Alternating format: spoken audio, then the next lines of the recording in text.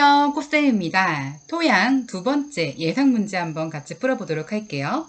1번 토양 검정의 정의에 대해서 서술하시오. 필답형 문제에서 총 20문제 중에 한 두세 문제 정도는 정의에 대해서 간단하게 서술하는 문제들이 있습니다. 자, 토양 검정은 뭘까요? 토양 검정, 토양 검사라고 생각하시면 돼요. 여러분들이 유기농업을 처음 시작하실 때 가장 먼저 해야 될 거는 토양을 이제 일정한 양을 채취해가지고 농업기술센터에 가서 검사를 받는 겁니다. 우리나라는 무료로 검사를 해주죠. 굉장히 좋은 데던데 이거에 대해서 정의를 어떻게 쓴다면 작물 재배 전에 토양의 상태를 미리 파악하여 양분의 그런 토양의 전체적인 화학적인 것을 검사하는 과학적인 방법이다 라고 쓰시면 될 것 같은데요. 토양 상태를 미리 파악하는 가장 중요한 활동 중에 하나죠. 자, 두 번째, 이 토양 검정을 위해서 시료를 채취해야 되는데요. 이 시료를 채취하는 게 굉장히 중요한데, 이 채취하는 도구가 있습니다. 이 도구를 오우거라고 해요. 사진 한번 볼까요?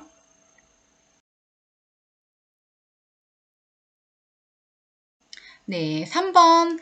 자, 토양 수분을 측정하는 도구입니다.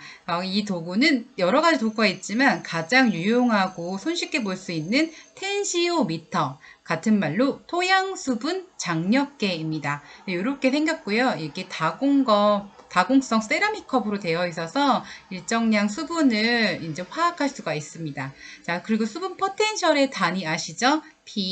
F입니다. 토양 시료를 채취할 때 얇게 파야 되는 것부터 순서대로 쓰시오. 참 이 문제 나왔을 때 아주 멘붕이었어요. 하지만 쉽게 생각해 보시면 나무, 벼, 샐러리, 뿌리가 얼만큼 깊이 나와 있는지를 생각해 보세요. 그럼 샐러리가 가장 뿌리 부분이 조금 근권 부위가 얕고 그 다음에 벼, 그 다음에 사과나무. 만약에 각각의 센치를 아는 것보다 각각 작물이 어느 정도의 토양의 깊이에 이제 나무를 뿌리를 펼치는지를 한번 생각해 보시면 이 문제는 그렇게 쉽게 푸실 수가 있습니다. 자, 5번. 토양 검정용 시료를 채취하는 시기. 언제 시료를 채취할까요? 바로 작물을 심기 전이나 아니면 한 해 농사를 마무리하고 그 토양에 아무것도 심어져 있지 않을 때에 채취를 하시는 거예요.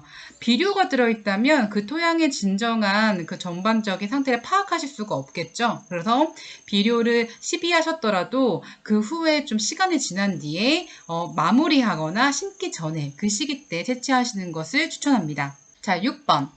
토양 검정용 시료를 채취 요령입니다. 각 기관마다 조금씩 다르긴 하지만 이건 법적인 부분이에요. 그래서 토양 시료 채취는 표토, 표면에 있는 흙을 표토라고 합니다. 표면에 있는 토양을 1cm 정도 더 걷어서 여러 가지 작물의 잔여물이나 이물질을 제거하고 한 필지, 그러니까 한 지역의 땅 내에서 10점 정도 이상의 고루 선정해서 전체적으로 채취한 토양의 량, 같은 말로 채토량이라고 합니다. 1에서 2kg 정도 되도록 합니다. 어떤 지역은 500g만 돼도 되는 지역이 있어요. 근데 이게 법적인 그런 명칭이 있어서 한 이 정도 범위에서는 검정용 시료 토양을 채취해야 된다라고 생각하시면 됩니다. 자, 그러면 토양 검정을 했을 때 어떤 부분을 확인할 수 있는지 한번 볼까요? 자, 토양 산도, 수소 이온을 파악하는 거죠. pH, 전기 전도도, 그다음에 유기물, 유효 인산, 치환성 칼륨, 치환성 칼슘, 치환성 마그네슘, 유효교산, 석회 소요량 등이 있습니다. 자, 이걸 보시면 어떤 게 생각나시나요? 자, 바로 토양의 화학적인 성분이죠. 자, 그래서 우리가 물리적인 토양의 알갱이라든지 토양의 색깔이라든지 그런 것들은 실제 농업인이 자기 토양을 좀 면밀하게 관찰하면서 파악할 수 있지만 세부적인 토양의 화학적인 성질들은 전문적인 기구가 있지 않은 이상은 파악하기 힘들어요. 한번 제가 저희 학교 토양에 분석한 걸 보시겠어요? 네, 8번. 자, 우리가 토양을 채취했을 때 이 사이트가 굉장히 유용한 사이트예요. 논밭의 토양 특성 정보와 비료 사용량을 추천해주는 아주 제가 좋아하는 사이트죠. 흑토럼입니다. 흑토럼 사이트 한번 보고 가실까요? 자, 여기에서 되게 많은 그런 비료 사용 처방이라든지 토양 환경 지도라든지 여러 가지 토양에 대한 전문적인 지식들을 파악하실 수가 있고요.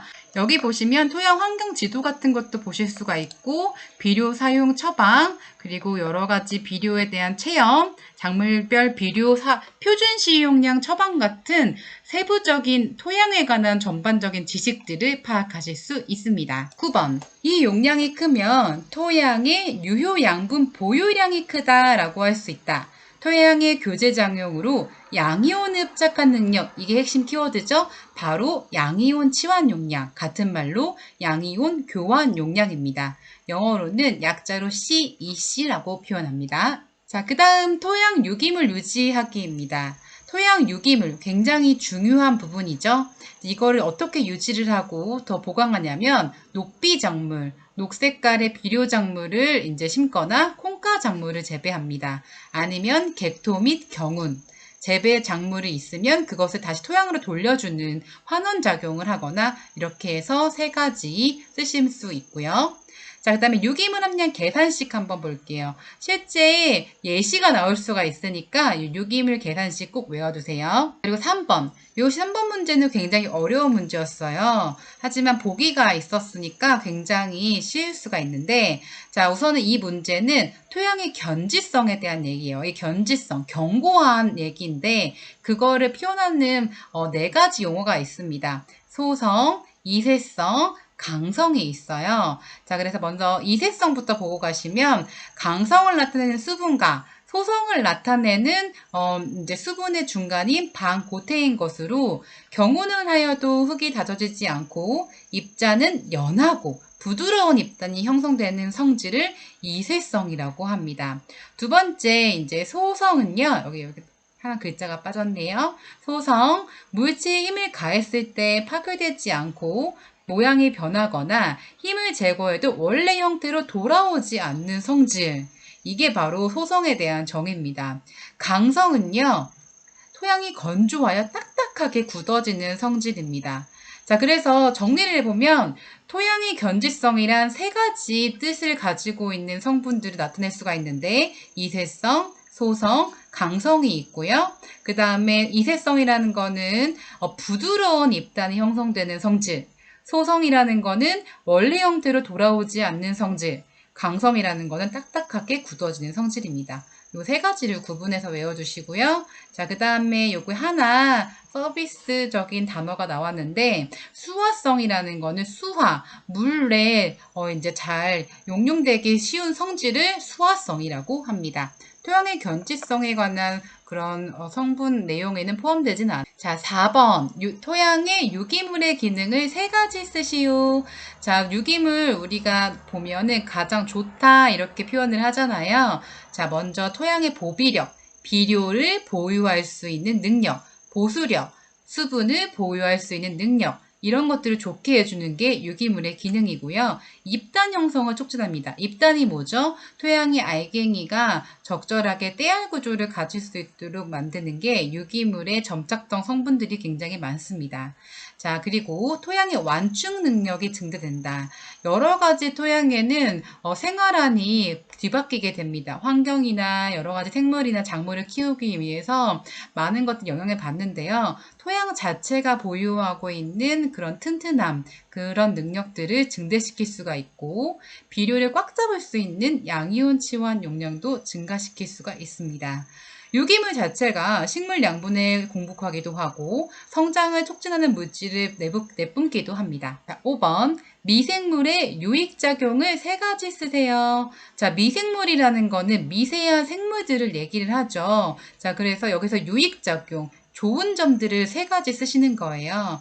자, 좋은 유기물은, 좋은 미생물은 토양 구조를 입단화시키기도 하고, 이용할 수 있는 무기 성분을 만들기도 하고, 아니면 유실되는 거를 감소시키기는 기능을 합니다. 또 암모니화성 작용과 질산화성 작용을 하고 인산의 가급태, 인산이 토양에 있지만 식물이 이용하기 어려운 경우도 많아요. 그럴 때 토양 미생물이 인산을 이용할 수 있게끔 변화시켜 주기도 합니다.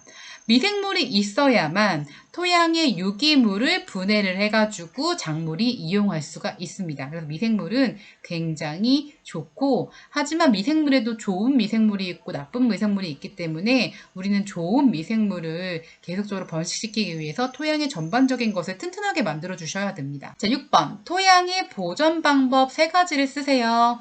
자, 아까도 말했던 유기물, 그리고 석회 시용이라고 나와 있는데, 이건 사실 우리나라 땅에만 적합한 내용이에요. 유럽에는 되게 물에 석회가 많이 끼었다 이런 말 들어보셨죠? 우리나라 땅에는 탄성 토양을 기반으로 하기 때문에 석회를 시용하는 거예요. 그리고 적절한 관수, 그리고 비료, 배수 관리를 철저하게 해야 되고, 침식되는 거를 방지하기 위해서 피복하는 관리를 합니다. 이 외에도 여러분이 생각하시기에 토양을 보존할 수 있는 방법을 조금 더 자기만의 외울 수 있는 방법을 기록해 보세요.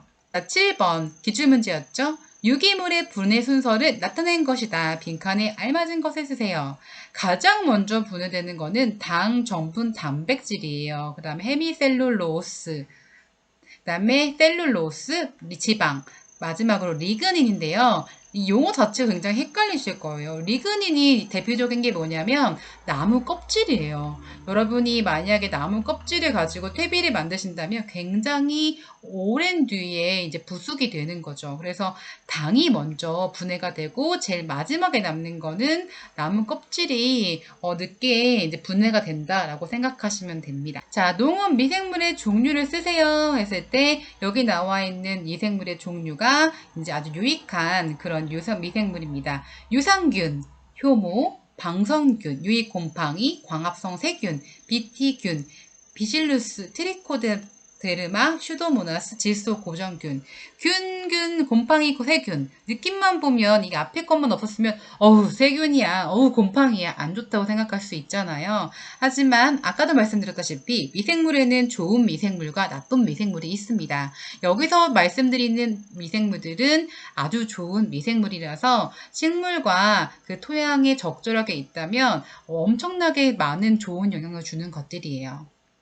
자, 9번.